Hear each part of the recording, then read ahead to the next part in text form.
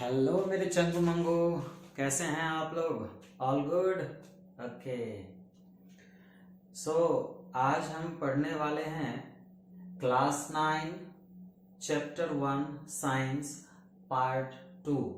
Part 1 में हमने जो पढ़ा उसका ये कंटिन्यू पार्ट है। अगर आपने पार्ट 1 नहीं देखा तो पहले आप पार्ट 1 देखें, फिर आप इसे वॉच करें। आज हम पार्ट 2 के पार्ट इसमें पढ़ने वाले हैं characteristics of particles of matter. Matter के क्या क्या कैरेक्टर्स हैं। जैसे आप जानते हैं मेनली 3 कैरेक्टर्स होते हैं मैटर के। First one is particles of matter have space between them.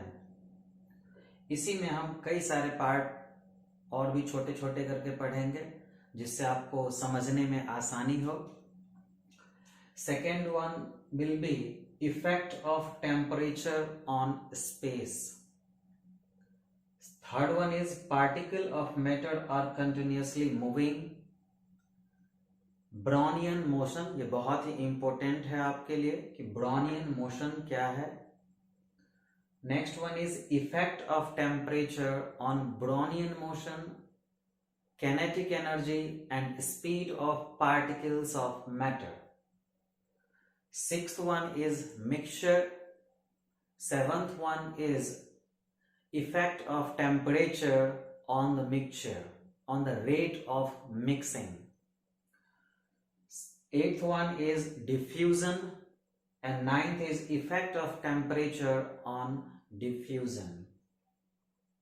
Tenth is particles of matter attract each other. Next one is intermolecular force, and the last topic of today will be intramolecular force. Is it okay? तो हम start करते हैं। ये 12 topic में से अभी हम लोग स्टार्ट करेंगे और शुरू करते हैं। चलिए,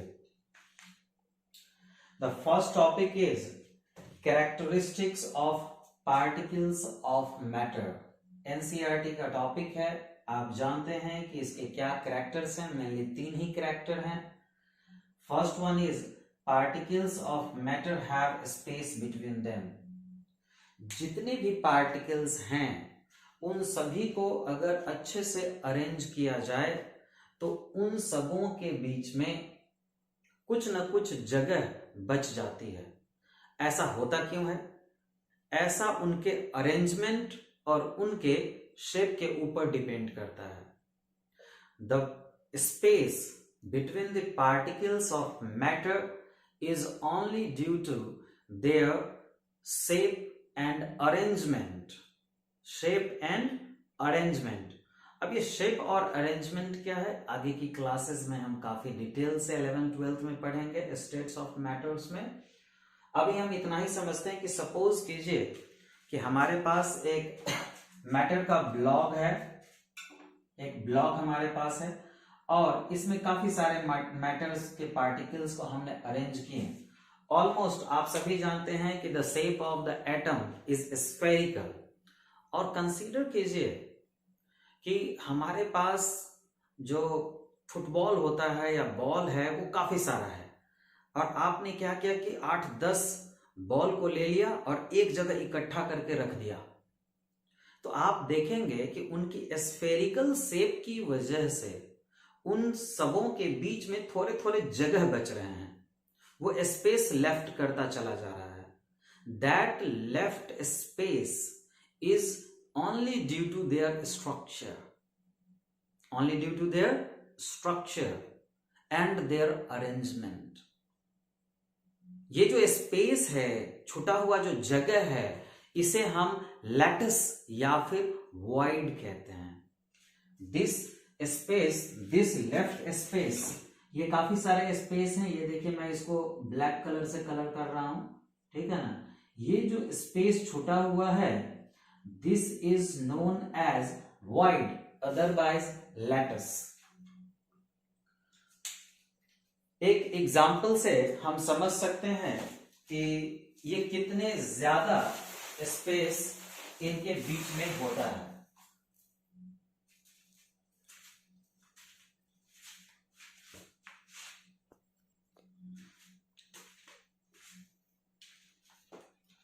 okay, particles of matter have space between them. हमने क्या किया कि एक इस तरह का खाली ग्लास लिया और इसमें बालू है, जिसे आप रेता कह सकते हैं। ये सीमेंट बालू जो रेता यूज होता है घर बनाने में, येलो सैंड है। हमने क्या किया कि इसके अंदर एक ग्लास रेत को भर दिया अच्छे तरीके से। ठीक है, ये देखिए हमने रेत को अच्छे से भर दिया।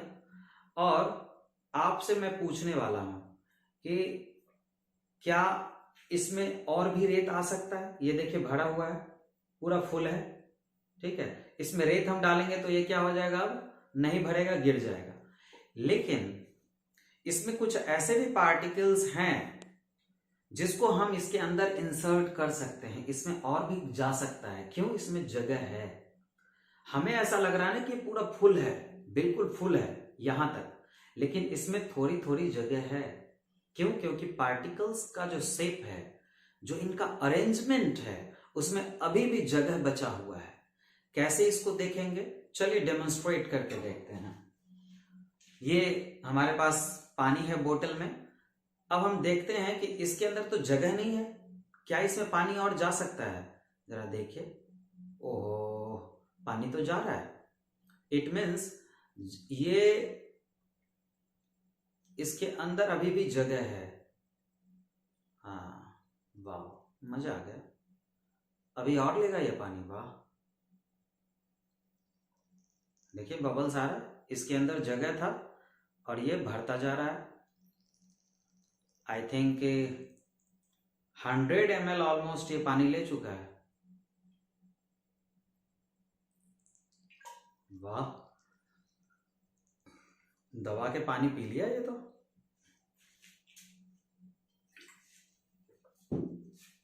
Okay, come to the point.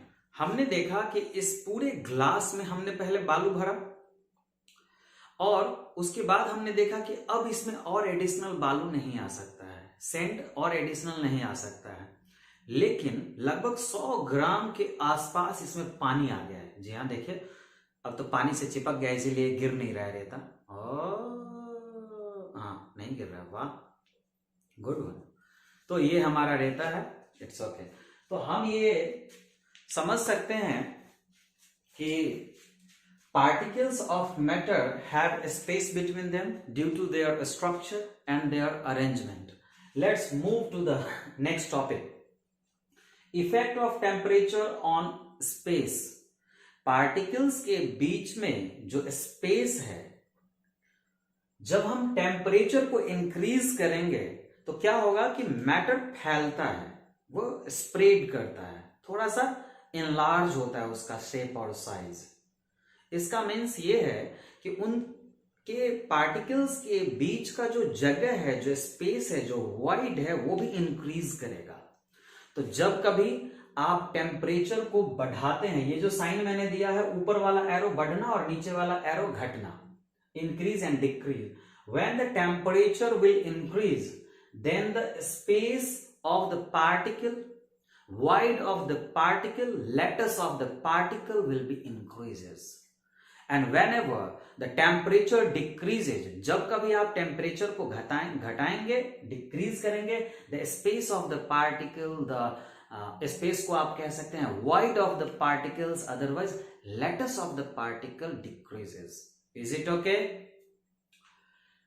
Next topic is particle of matter are continuously moving. Particles of matter are continuously moving. ऐसा क्यों भाई साहब? पार्टिकल्स जो है मटेरियल के अंदर में कंटिन्यूअसली मूव करते रहता है, इधर उधर इधर उधर इधर उधर, रैंडम मोशन। एक ही कारण हो सकता है, इसके पास कुछ ज्यादा एनर्जी हो गया हो, इसीलिए भाग रहा है इधर से उधर। आप कुछ खाना खूब खा लेते हो तभी तो खेल पाते हो, है ना? तो एनर्जी इसे रैंडम मोशन करने पे मजबूर कर देता है, और वो एनर्जी है कैनेटिक एनर्जी। जब कभी किसी भी तरह का मोशन इन्वॉल्व होगा, जिसमें मोशन इन्वॉल्व हो वो कैनेटिक एनर्जी होगा, और जिसमें रेस्ट इन्वॉल्व हो वो पोटेंशियल एनर्जी। तो चलिए टॉपिक पे आते हैं। Particles of matter are continuously moving hither and thither inside the matter only due to the presence of kinetic energy into it. kinetic energy इसके अंदर होता है, जिसकी वजह से ये लगातार कंटिन्यूअसली मूव करते रहते हैं। मूव करने का तरीका भी इनका अलग होता है। हाँ, बड़ा मजेदार है मूव करने का तरीका। ना तो पार्टिकल्स ऑफ मैटर के पास कोई फिक्स डायरेक्शन है मूव करने का, और ना ही कोई मैनर है इसका फिक्स कि वो कहां जाएगा, ना पाथ है फिक्स। आपने कभी हाउस फ्लाई देखा है? मक्खी, हाँ, घर में जो मक्खी होता है उसी के बारे में मैं बात कर रहा हूं। आप कभी उसको ना वॉच करो, बैठ के जब देखोगे, आप प्रिडिक्ट नहीं कर सकते हैं, अनुमान बिल्कुल नहीं लगा सकते हैं कि अब ये मक्खी किस डायरेक्शन में उड़ के जाने वाली है फ्लाई करके। दैट मीन्स वो जब भी अगर आप एक ड्रॉ करें उसके डायरेक्शन को, तो लगेगा क्या कि रैंडम मोशन है, जिगजैग मोशन है, कोई पर्टिकुलर डायरेक्शन नहीं है। एक और एग्जांपल ले सकते हैं। सपोज कीजिए कि धूप निकला हुआ है और खिड़की से, गेट से, कहीं से भी छोटी सी रोशनी, पतली सी छेद से रोशनी आ रही हो, तो आप देखते हैं कि रूम के अंदर में डस्टी पार्टिकल्स रैंडमली मूव कर रहे हैं। सेम इसी तरीके का मोशन मटेरियल के अंदर, मैटर के अंदर उनके पार्टिकल्स करते हैं। The random motion perform by the particles of a matter, and this random motion is known as Brownian motion. What is it? Brownian motion. So particles of matter are continuously moving due to the kinetic energy. Brownian motion is the next topic. Particles of matter are continuously moving due to kinetic energy on an undirectional, uncertain path like random motion. This random motion is called Brownian motion. आप suppose करो कि ये particles हैं, ये सारे particles हैं, इन सभी का जो डायरेक्शन है वो डिफरेंट है। जिगजैग मोशन, इस तरीके का मोशन, पता ही नहीं है कि अब किधर जाएगा। ओ भाई, हमको खुद नहीं पता है कि किधर जाने वाला है। सो ब्राउनियन मोशन आपको क्लियर हुआ या नहीं? बहुत आसान है ब्राउनियन मोशन। अगर कोई पार्टिकल ऐसे डायरेक्शन पे चले जो डायरेक्शन पता ही ना हो, अनडायरेक्शनल मोशन हो, रैंडम मोशन हो, simply random motion of particles is Brownian motion. Is it okay? Random motion of particles of matter is Brownian motion. That's done. Effect of temperature on kinetic energy, Brownian motion and speed of the particles. Temperature अगर हम increase करेंगे तो energy तो पहले से था भाई particles में, तब तो वो काइनेटिक एनर्जी की वजह से घूम रहा था इधर से उधर, ब्राउनियन मोशन कर रहा था। अब हमने क्या किया? एडिशनल एनर्जी दे दिया उसको, टेम्परेचर बढ़ा के। अब क्या करेगा? उसकी स्पीड बढ़ जाएगी, भाग करना चालू करेगा भाई, इधर से उधर भागना चालू किया। इसी वजह से काइनेटिक एनर्जी भी बढ़ गई। Kinetic energy increases, Brownian motion increases, and the speed of the particles increases. And what happens if the temperature goes down? That means decreases. Then the kinetic energy becomes decreases. Brownian motion also decreases, as well as the speed of the particles of the matter decreases. So, जो भी अब 5 topic अभी मैंने कराए, 6th topic है mixture. Mixture से नीचे इसको वाइप करके मैं कर रहा हूं। Is it okay? The 6th topic is mixture. आप सोच रहे होंगे कि यहां मिक्सचर का पढ़ाई क्यों हो रहा है भाई, लेकिन इस टॉपिक के बिल्कुल डीप में जब आप जाएंगे एनसीईआरटी में, देन आपको मिक्सचर के बारे में समझना होगा। As you know, the mixture means the mixing of two different particles, two different materials in any proportion. किसी भी proportion में दो अलग अलग मटेरियल के मिलने को हम मिक्सचर कहते हैं। आप अच्छे से जानते हैं, ये 8-7 क्लास में भी पढ़े होंगे, लेकिन हमें समझना क्या है इसमें, ये समझिए। एक एग्जाम्पल दिया हुआ है कि आपके पास एक ग्लास गर्म पानी है और 1 गिलास ठंडा पानी है। 2 गिलास में, एक में गर्म पानी और एक में ठंडा पानी। अब आपको करना क्या है कि दोनों में ही चीनी को डाल देना है, 1-1 चम्मच, सेम अमाउंट। अब आपको देखना है कि किस में जल्दी से जल्दी ये चीनी घुलता है, किस में ज्यादा टाइम लगता है। तो आप सब जानते होंगे कि जो ठंडा पानी है उसमें चीनी घुलने में ज्यादा समय लगेगा और गर्म पानी में चीनी जल्दी से घुल जाएगी।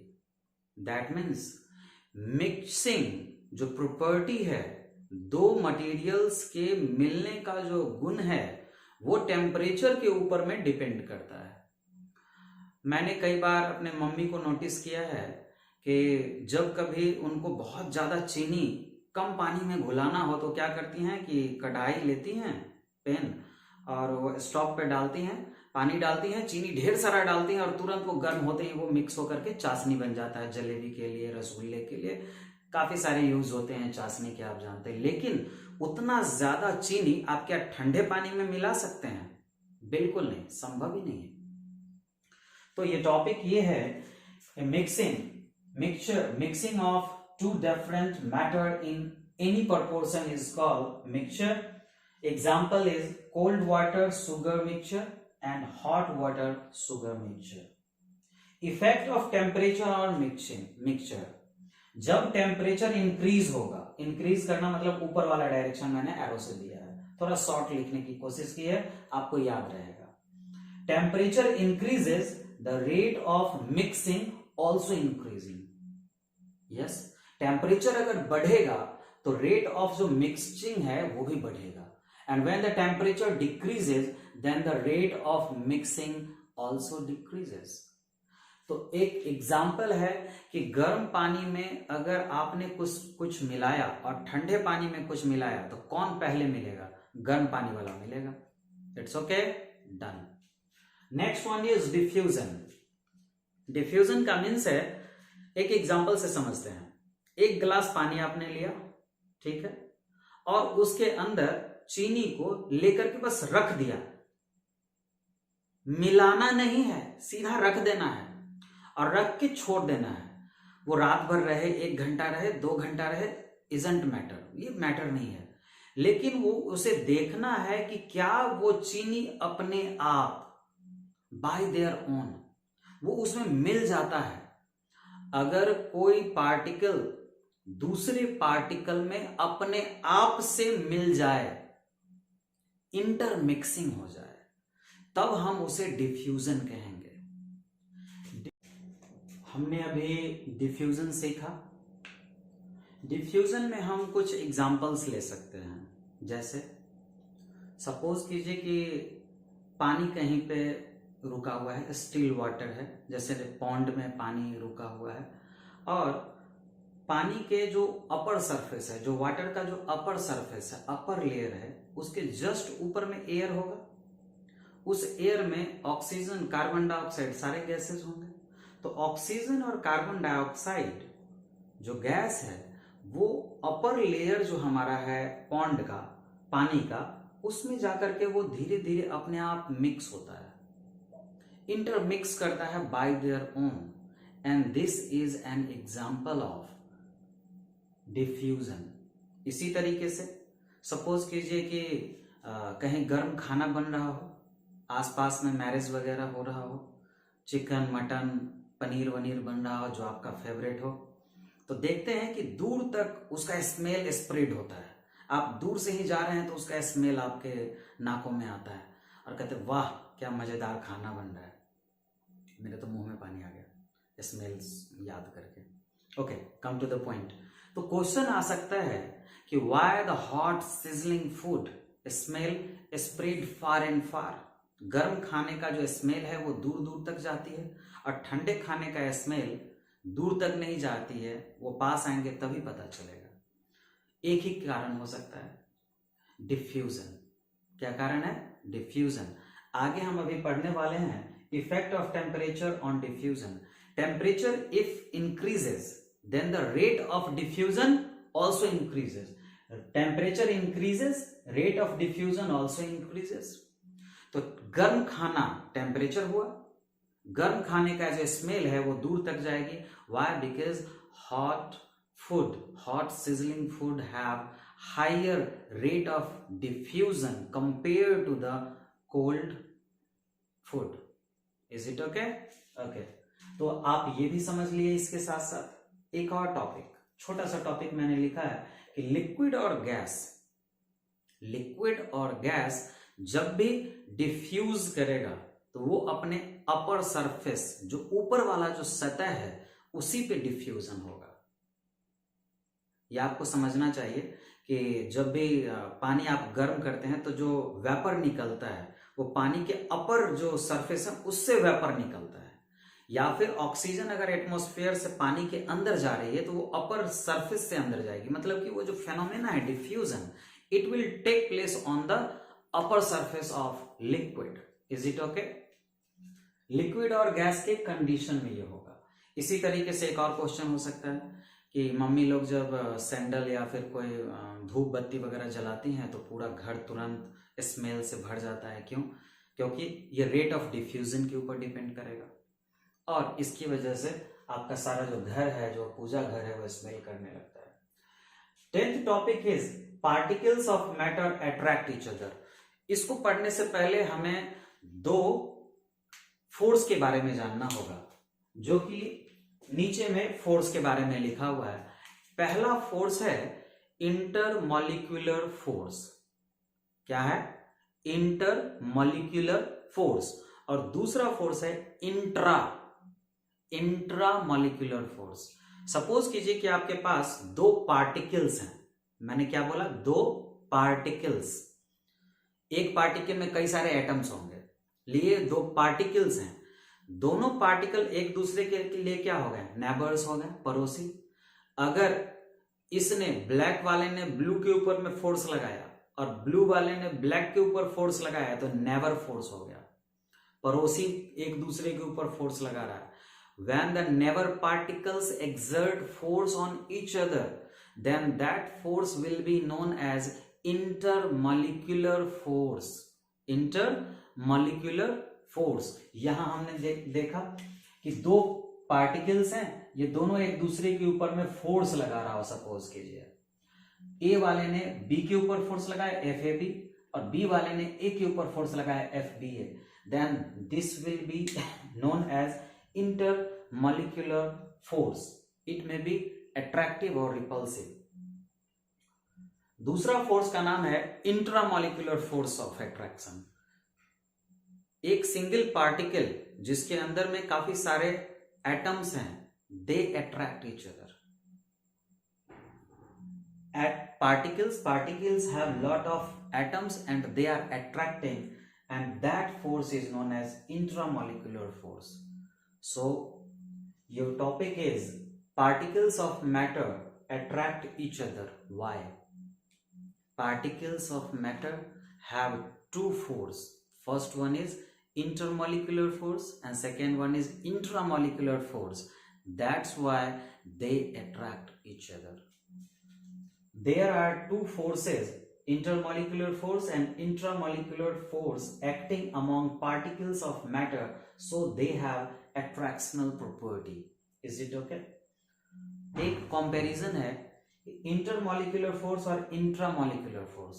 Intermolecular force is greater than the intramolecular force of attraction. Sorry, revise कर लीजिएगा। इंट्रामॉलिक्यूलर फोर्स, जो अंदर वाला फोर्स है, intramolecular force of attraction is very very greater than the intermolecular force of attraction. ये पड़ोसी वाला फोर्स और ये है इसके अपने अंदर वाला फोर्स। तो अंदर वाला जो फोर्स है वो ज्यादा होता है। Is it okay? Next video में मिलते हैं हम लोग, तब तक आप रिवाइज कीजिए, कीप रिवाइजिंग। ओके।